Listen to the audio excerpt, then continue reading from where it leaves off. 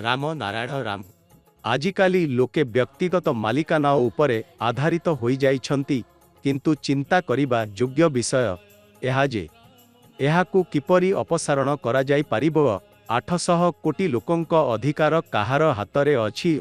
एहा 150 कोटी लोकंक हातरे अछि। जेउमाने 800 कोटी लोकंकु चलाइछंती, दयाकरी चिंता करंतु एही 150 कोटी लोककु धनी किए करिला? सेमानंकु व्यक्तिगत मालिकाना राजनैतिक दल माने गढ़ी उठिछंती। मानव निर्मित संविधान, धर्म एवं राजनैतिक दल एही व्यक्तिगत मालिकानार सृष्टि करिछंती।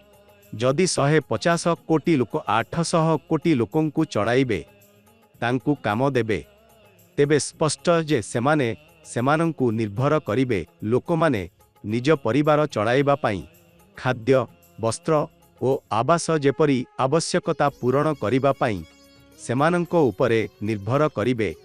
एही कारणरू व्यक्तिगत मालिकाना अपसारण करिबा पाई मानव निर्मित धर्म एवं संविधान को अपसारण करिबा आवश्यक। जदि आधार निजे प्रकृति होई जाए, लोकमानंकर देवा प्रकृति होई जाए, तेबे एहा उत्तम हेबो। तुमे जेउ क्षेत्र रे भल, चाहे तुमे डाक्तर, इंजीनियर किंबा अभिनेता हुओ, तुमको सम्मान दिया जिवो, किंतु एही सम्मानर अपव्यवहार करंतु नाही एवं एही भावंतु नाही जे तुमे व्यक्तिगत मालिकाना अधिकार पाई जाइछ। प्रत्येक लोक निज अंचल रे उत्तम जदि केही जोता सिलाई करे, ताहा अर्थ एहा नुहे जे से तुम्भा चरण तले रहिबा उचित। समाज व्यवस्था को परिवर्तन करिबा आवश्यक। समस्तंकु समान सम्मान दिया जिबा उचित। जदि एक मालिकंक पिला एक भल स्कूल रे पढ़िबार अधिकार रखे, तेबे एक ड्राइवरंक पिलांकु मध्य सेथि पढ़िबार अधिकार दिया जिबा उचित। छोटपणरू लोकमानंक मनरे एही धारणा थोपी दिया जाए जे चाकर चाकर होइथाए एवं मालिक मालिक होइथाए। एही चिंताधारा भूल। एही कारणरू ही समाजरे अपराध वृद्धि पाउछि।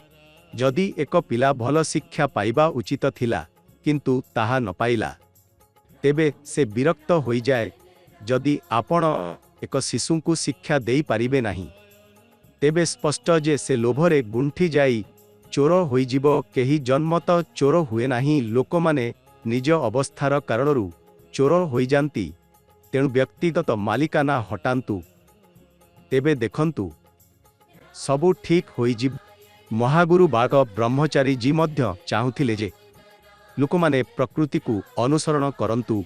एही कारु संतान दल माध्यमरे तुमको बुझा जाउछि जे तुमे राम नारायण राम जप करि जाओ। लोकमाने निजकु महान भाबिबा उचित नुहे, कारण महान केवल प्रकृति। जदि प्रकृति नाही, तेबे किछि मध्य नाही। जदि एक मिनिट पाई बातास बंद होई जाए, तेबे समस्तंक श्वास बंद होई जिवो। तेणु प्रकृतिर शब्द शुणु। राम नारायण राम रे समग्र ब्रह्मांड अछि। जिए एक थर मध्य राम नारायण राम कहिला, से समग्र ब्रह्मांड को स्मरण करिला। एही बीज मंत्र तुमको जीवन रो सठिक पथ देखाए।